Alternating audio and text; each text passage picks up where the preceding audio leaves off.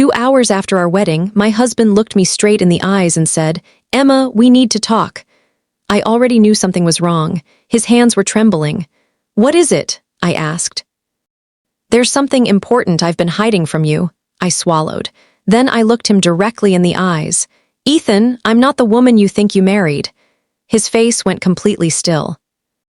Then, surprisingly, he smiled. "Then I guess we're even," I frowned. "What? Because I'm not the man you think I am either." And that was the moment we discovered something neither of us could have imagined. We had both fallen in love while pretending to be ordinary, but neither of us knew just how dangerous those secrets would become. And before this story was over, one woman would try to destroy everything we had built.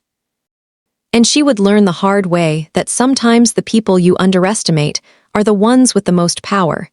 If you've ever been underestimated, betrayed, or judged by what people thought you were worth, hit that like button, subscribe, and stay with me. Because this story starts with a tired waitress serving coffee and ends with a billion-dollar secret that changes everything.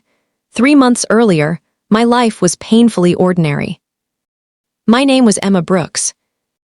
I was 27 years old, worked at a small café, and spent most of my days running between tables, carrying coffee, apologizing to impatient customers, and counting every dollar before paying my rent. I wasn't miserable, but I wasn't living the life I dreamed about either. One afternoon, I was working another double shift when my manager shouted from across the cafe, "Emma. Table 12, I'm coming." I grabbed the tray and hurried over. That's when I noticed him, a tall man sitting alone near the window, expensive watch, perfect suit. But his expression didn't match any of it. He looked exhausted, almost lonely. I placed his coffee on the table. "You look like you need this." He looked up. "Is it that obvious?" "A little," he smiled. "And you're always this honest with customers?" "No, only the ones who look sad." He laughed. It was the first genuine laugh I'd heard from him. "My name is Ethan." "Emma. Nice to meet you, Emma." "Nice to meet you too." I had no idea that Ethan Carter was one of the most powerful CEOs in America. He owned Carter Global, a company worth billions. But sitting in that cafe, he wasn't a billionaire. He was just a tired man drinking coffee. And for the first time in years, someone wasn't interested in what his name could buy. They were interested in how he felt. Before leaving, he asked, "How long have you worked here?" 4 years. "And do you like it?" I laughed. "Let's just say rent doesn't pay itself. What would you do if money wasn't a problem?" I thought about it. "A small house. That's all. Somewhere quiet, a little garden. No neighbors screaming through the walls." He stared at me. "People underestimate how expensive peace can be." I smiled. "Maybe you understand that better than I do." He looked away. If only I had known how true that was. Ethan started coming back. At first, it was once a week, then every few days. Eventually, I knew his coffee order before he sat down. "Black coffee, exactly. You're becoming predictable. And you're becoming judgmental." We laughed. Soon, coffee became an excuse. We talked for hours. He asked about my childhood, my dreams, my fears. I asked about his work. "What do you actually do?" "I work for a small company." I raised an eyebrow. "How small?" He smiled. "Very small." That answer should have made me suspicious. But I wasn't looking for a rich man, and Ethan wasn't looking for a woman impressed by money. He had deliberately hidden his identity. His assistant, Daniel, constantly warned him. "Sir, the board is waiting. Cancel it. The media is waiting too. Let them wait. You've canceled 3 meetings this week." Ethan smiled. For the first time in years, I've met someone interesting. Meanwhile, my best friend noticed I was happier. "You've been smiling a lot lately." "Maybe I'm happy." "Is there a man?" "Maybe." "Is he rich?" I laughed. "I don't know." The irony was almost painful. I didn't know that the man I was falling in love with controlled billions.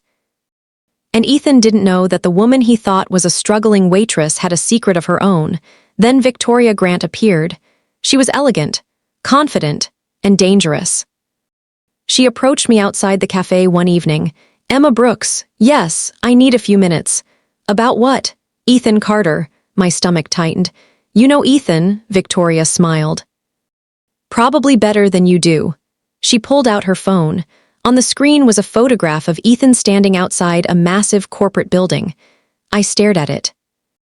That's impossible. Is it? She showed me another image, then another.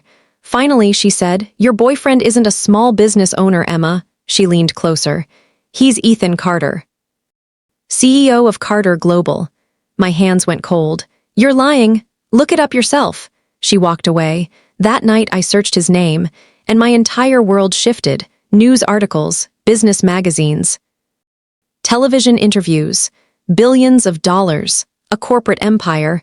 Ethan Carter was everywhere. But why had he lied to me? When he came to the cafe the next day, I couldn't even look at him.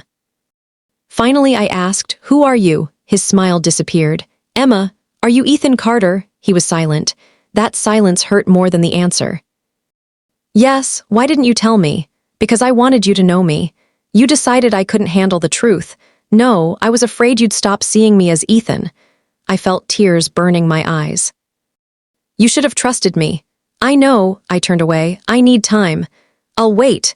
And he did. I thought Ethan was the only one hiding something. I was wrong. 2 days later, I received a phone call. Miss Brooks, we need you to come to our office. Why? It concerns your father, my father, a man I'd barely known. I arrived at the law office and sat across from an elderly attorney. He opened a file. Emma, there's something you need to know. What? Your father was Richard Brooks. My heart stopped. The name sounded familiar. He continued. He was one of America's most successful investors. I stared at him. My father? Yes. He slid a document across the desk. He established a trust fund for you. How much? The attorney hesitated. $1 billion. I actually laughed, not because it was funny, because my brain couldn't process it. $1 billion? Yes. My mother had spent my entire childhood telling me that my father was gone, that there was nothing left for me, but the truth was completely different. I wasn't poor. I had never been poor. I had simply never known what I owned. And suddenly, I understood why my father had kept me away from that world. Money had a way of changing people.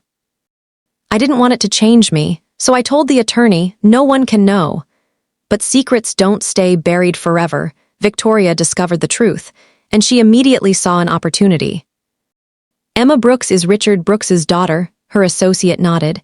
She controls the trust. Victoria smiled. So the waitress is actually a billionaire heir. What should we do? Nothing yet. She looked at a photograph of Ethan. Let them trust each other. Then she smiled. Then we'll destroy both of them. Victoria was connected to a competing investment group that had been trying to weaken Carter Global for years. Her plan was simple. Expose Ethan's hidden identity. Expose Emma's fortune. Make the public believe their relationship was nothing more than a billion-dollar arrangement.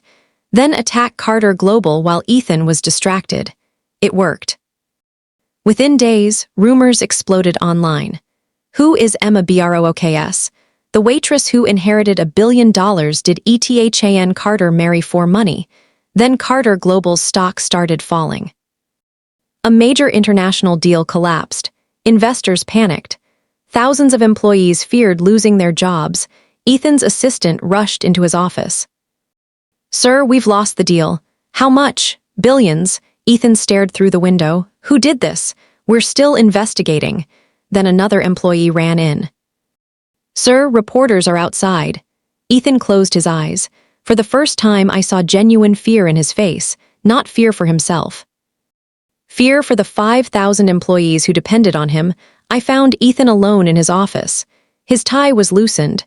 His desk was covered in documents. His phone wouldn't stop ringing. He looked exhausted. Why are you here? Because you're not alone.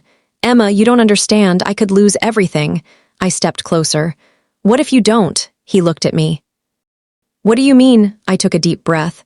My father left me a trust. I know. His expression changed. How much? I looked him directly in the eyes. Enough.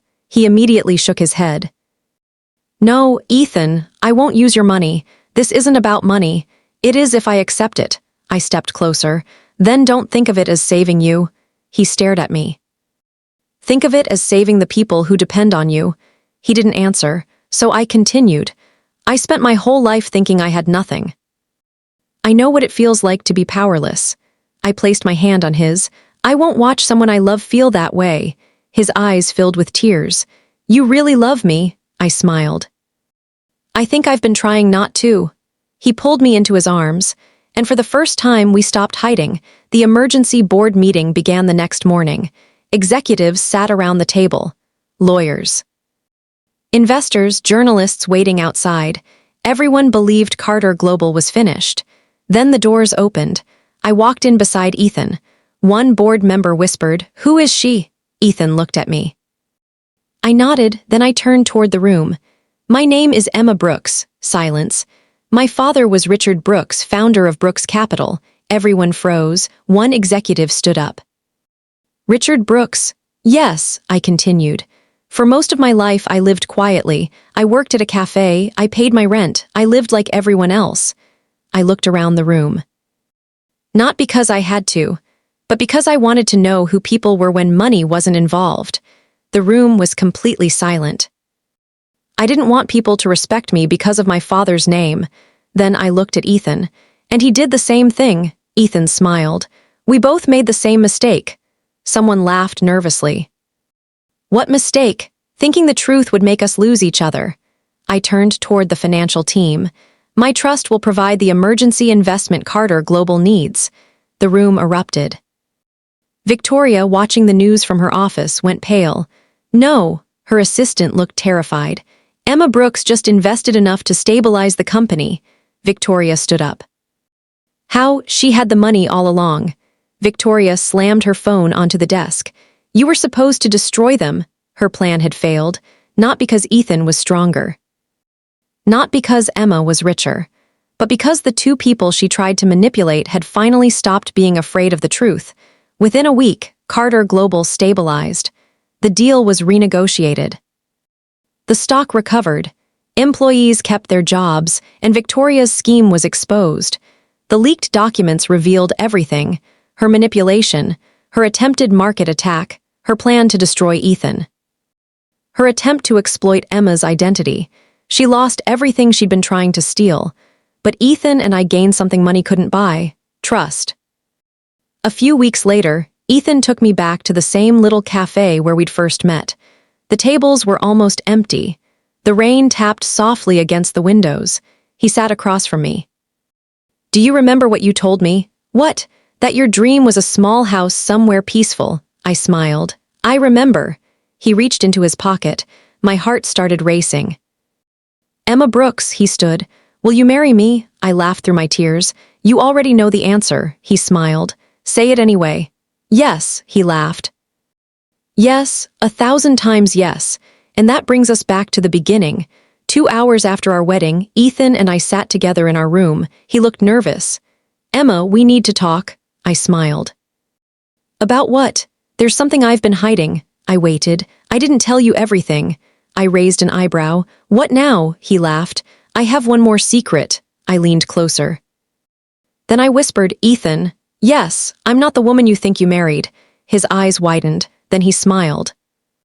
Then we're the same. What? Because I'm not the man you think I am either. We both laughed. And somehow, after everything we'd been through, that was the most beautiful moment of our lives. Because our greatest fortune wasn't the billions. It wasn't the company. It wasn't the trust fund. It wasn't even the power we had gained.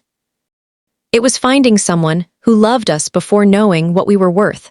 Sometimes the richest thing a person can have isn't money. It's someone who sees you when you have nothing to offer. Ethan and Emma spent their lives hiding their wealth because they were afraid people would love their money instead of them. But in the end, they discovered something much more valuable. The right person doesn't fall in love with your bank account. They fall in love with who you are when nobody is watching. And sometimes, the people you underestimate are the ones capable of changing everything. If this story gave you chills, hit that like button and subscribe for more emotional revenge and hidden identity stories. And tell me in the comments, would you tell your partner about a billion-dollar secret immediately, or would you wait until you knew they truly loved you? I'll see you in the next story.